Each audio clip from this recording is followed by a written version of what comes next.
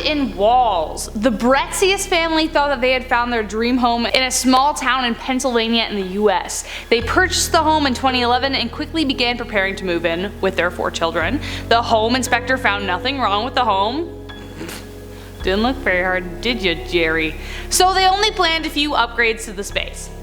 Library here, whatever.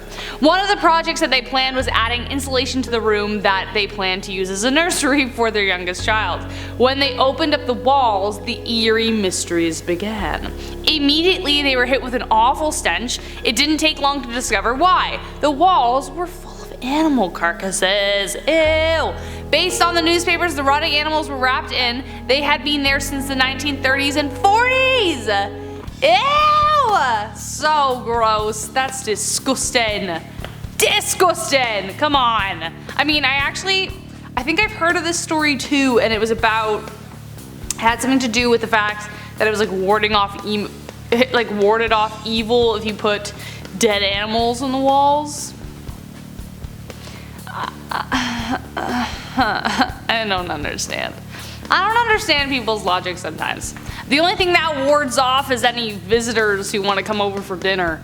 That's like, ugh. Maybe that's a good thing though if you don't want the in-laws to come over for Christmas. I get that. The Exorcism of Kennedy Ife.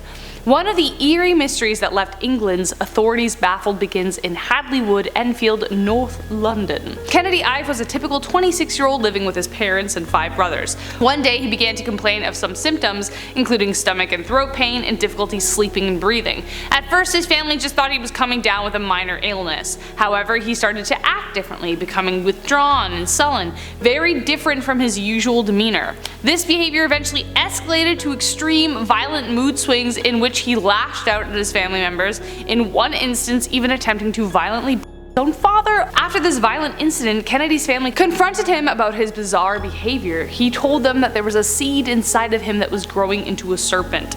Sure it wasn't a watermelon? Kidding. The family overpowered him and tied him to a bed with cables and cuffs. Whew! I wonder if they had those already. They kept him there for 3 days while they prayed over him, hoping that their constant vigil would force the demon to leave him. Throughout the 3 days, Kennedy alternately barked and growled like an animal. Near the end of the 3 days, he began to complain of dehydration and being unable to breathe. Kennedy Ife died of cardiac arrest after being tied to the bed for 3 days without food, water, or rest. Oh my god.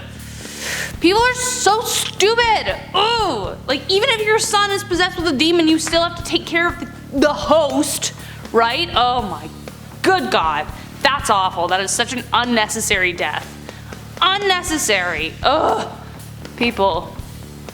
Can't live with them. Apparently you cannot live with them. We just kill each other over stupid things. Hi guys, I'm Rachel Fisher, back again with Top 10 Central Dark. Today we are reviewing our top 10 scary mysteries that left authorities baffled. I wonder how hard that actually is. Oh. Looks like there's a lot of blood. I don't know what happened. It's a dumb joke. It's the morning. Anyways, on the outside, Danielle Harkins seemed like a perfectly respectable literacy teacher at a local community center. She was married with 2 children. Shortly before the events that put her at the center of a media frenzy, she and her husband went through a painful divorce. Ooh, honey. Still, she was a popular teacher with students who were devoted to her. In fact, the bizarre circumstances of her infamy suggest that her students may have been a little too devoted. They were so devoted to her that they would believe anything that she said. So much so that when she told them that they had demons inside of them that only she could get out, they believed her. On June 9th, 2012, she asked 7 students to meet her at dawn in her classroom to perform to remove the demons from their. Oh god, the divorce was really bad, eh? Jeez. Wow. I'm sorry, you just like projected all of your pain into all your students. I hope she's in jail. That's not okay. That's not okay. I don't like that. Especially as like a teen teacher, that makes me so angry. Ed Baker was a head of a wildly successful oil investment firm in the state of Texas. In the 1980s, he made millions and was a leader in the industry. However, Ed's gambling addiction and reckless spending caused his profits to dry up, and soon he was taking money out of his clients' accounts. Ooh, Ed, naughty boy. In 1995, Ed's investors came knocking, asking for their money back, and Ed was forced to take a loan from people with mob connections to help cover his losses. When he didn't pay them back, he started getting death threats. Facing the possibility of prison time or worse, Ed vanished on the night of November 6, 1985. 2 days later, his Jaguar was found burned to a crisp with the charred remains of a person in the front seat. The body could not be identified, though police believe that it belonged to Ed. However, some speculate that Ed faked his own death with a body double and is now living abroad. And he burned his own Jaguar alive? I don't know. Obviously, the people who suspect that aren't animal people. You know? Like, you just don't.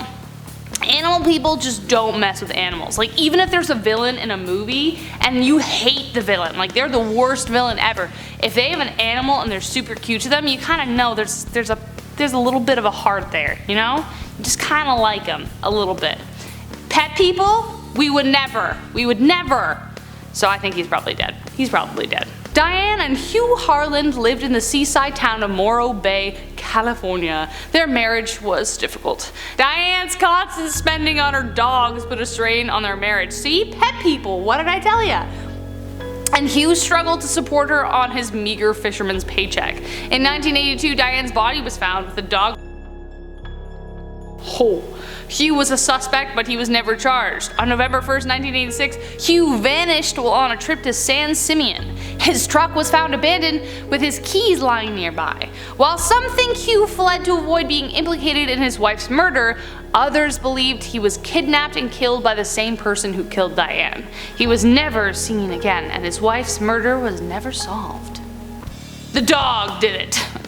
Anyway, pet people, I swear to God. If he killed, like spending all that money on your dogs, I'm like, I get it. I love my dog so much. I just want her beside me all the time in every video. You guys have seen her. She's stupid and cute at the same time. Stupid and smart at the same time. But it's stressful buying clothes as a human. I would never put that stress on a dog, you know what I mean? The frightening case of the abduction of Angela Hammond, who was on the phone with her boyfriend when the abduction happened. Angela was at a payphone when she noticed a suspicious truck circling her before a mysterious man got out of the vehicle. Her boyfriend heard a scream and left his place immediately to head towards the payphone when he saw the truck rush past him in the opposite direction with a screaming girl inside. Unfortunately, Angela's boyfriend damaged his engine trying to reverse and follow, which allowed the truck with a unique decal in the rear window to escape, and Angela was never found. But if the truck had a unique decal, wouldn't you just try and find the truck? Oh man, I think that's a really terrifying fear. We talk about demons a lot, I kind of said this before, but that kind of stuff, humans are just worse. Humans are worse than demons. There. I said it. Fight me. David, son of Sam, classic. David, the son of Sam Berkowitz, was a serial killer who killed 6 women and injured 7 more in New York City during the late 70s. He is currently serving a life sentence for his crimes, but despite the seemingly open and shut nature of the case, some have questioned the findings. Inconsistencies in eyewitness testimony lead some to believe that Berkowitz was not the only killer, while others believe that he was involved in a satanic cult. Pretty sure he was. No, I mean, I've covered this guy before, but I believe that there was an interview where, he blamed the dog, right? He said the dog was possessed by like a 2,000-year-old demon. And then I think one of the police were like interviewing him, and I think that's the one I read. I don't know if I can find the article for you guys. Maybe, but the police guy like literally called him out. He's like, "Come on, dude, like it wasn't the dog." And then like David just kind of laughs and go, "Yeah, it wasn't." Pretty sure that's open and shut. He did it. Or if there were multiple, they were never caught, but he at least did a few of them. Spontaneous combustion is a very terrifying and interesting cause of death that continues to stump scientists and investigators. Don't laugh. This is not good. This whole thing's gonna be about a person dying. Relax. After After charred remains were discovered, investigators were baffled by the mysterious deaths that left the bodies mostly charred and unrecognizable, save for a few untouched body parts, while the area around them experienced little fire damage, proving how terrifying and unknown they can be. On December 5th, 1966, the body of 92-year-old Dr. J. Irving Bentley was discovered in his Pennsylvania home by a meter reader. Actually, only part of Dr. Bentley's leg and foot were found. The rest of his body had been burned to ashes in his bathroom? What?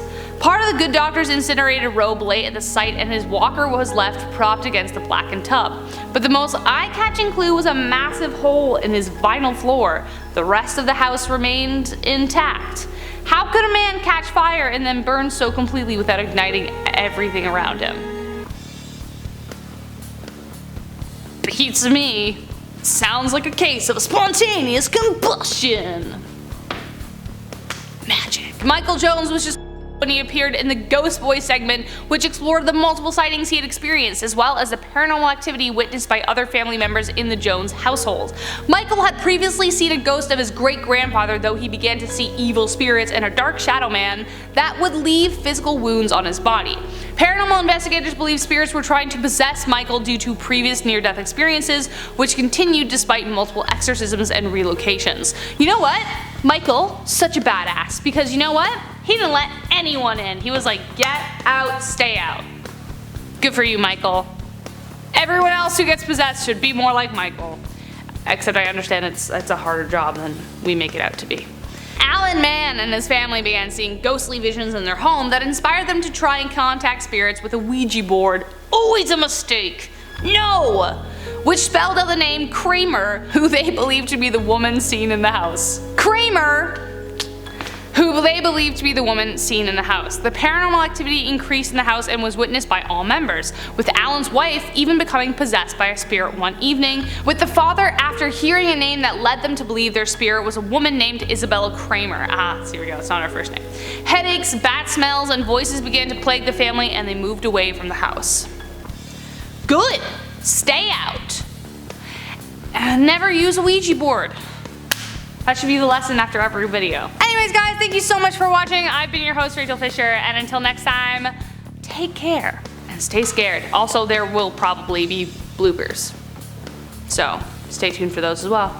Brett C.S. The Brett C.S. In Pennsylvania. Oh, I know this place. Anyways, let's move on. I don't actually get that. My family's wonderful. One 26-year-old living with his parents and 5 brothers. Okay. One day he began to... If I was 26, I'd drive my parents insane at home. Anyways, was that bad of a joke? I'm like, ooh, where'd you get those things? And today we are reviewing our top 10 scary mysteries of Diane's constant spending on her dogs, but are strange. I'm supposed to react to them, but I don't know if I have time. Angela was at a payphone. I'm at a payphone. Anyways, by a meter reader. Actually, what? Meter reader? By a meter reader. What? How many are there? Jeez. Oh, what are we at? Jesus wept! Oh my god. Dun, dun. Stupid joke? Oh my god, I won't say that's fine. I was like, ready just like dun, dun.